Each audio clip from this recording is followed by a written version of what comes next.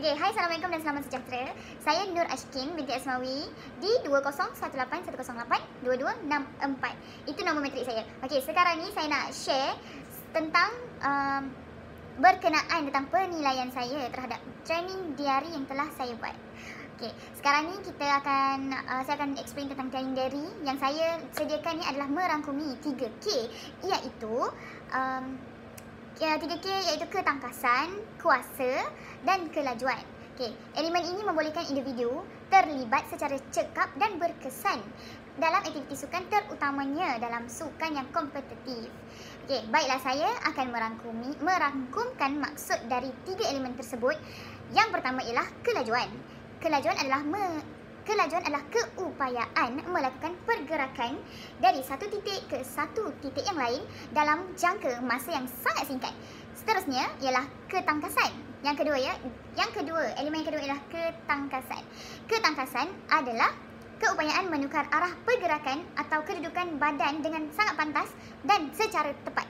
Akhir sekali adalah kuasa. Kuasa ialah keupayaan memindahkan tenaga kepada daya eksplosif. Okay, eksplosif merujuk kepada gabungan di antara kelajuan dan kekuatan. Okey, sekarang kita akan pergi kepada objektif latihan dalam training diary ini.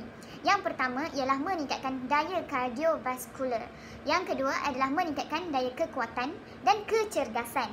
Yang seterusnya adalah meningkatkan flexibility. Yang seterusnya adalah meningkatkan koordinasi, ketangkasan dan kelenturan yang baik. Sebab kita menggunakan 3 elemen ni, jadi sangat penting ya ada koordinasi untuk jadikan seseorang sangat cekap. Okey? Okey. Last kali adalah sangat penting. Untuk mengekalkan berat badan supaya sentiasa sihat, supaya BMI kita ni tak lari, tak sentiasa normal. Tak overweight, tak kurang, tak lebih, tak kurang. Sentiasa normal. Okey.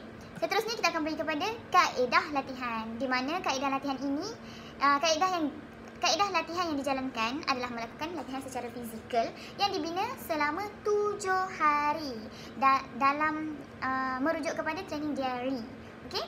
So, sekarang kita akan pergi kepada ujian. Kat sini terdapat beberapa ujian yang dilakukan. Antaranya ialah ujian lari ulang-alik sepanjang 10 meter. Seterusnya lompat kuadran. Ujian yang ketiga adalah ujian hexagon yang kita akan lompat banyak kali. Untuk kita akan uji koordinasi, kepantasan kat situ. Okay, seterusnya adalah ujian lompat secara menegak. Orang selalu dipanggil adalah vertical jump. Okay, seterusnya adalah ujian lontaran bola keranjang. Okay, yang seterusnya adalah lompat jauh berdiri.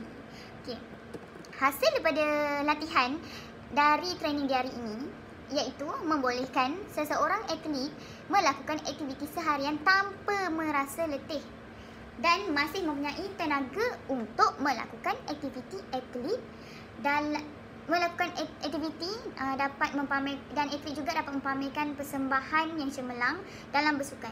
Okey, sebab tu pentingnya ada ujian-ujian ni supaya nampak atlet ni dapat improve. Boleh kita tengok improve ke tak atlet ni. Okey, so kita akan secara keseluruhannya, bila kita dah dapat macam mana ujian tu dijalankan, apa objektif setiap 3 elemen dijalankan ini, kita akan buat kesimpulan.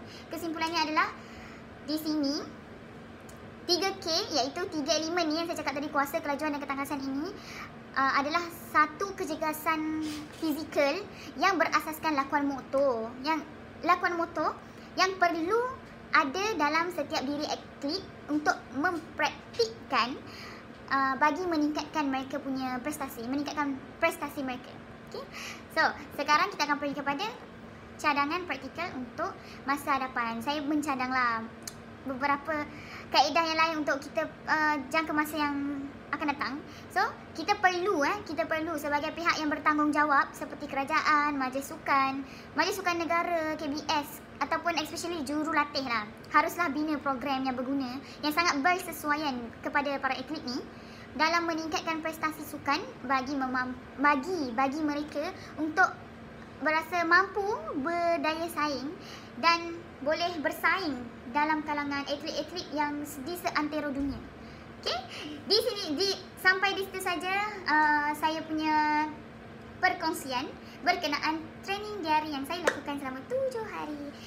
Okay, so kita boleh dismiss untuk sekian terima kasih. Terima kasih kerana menonton.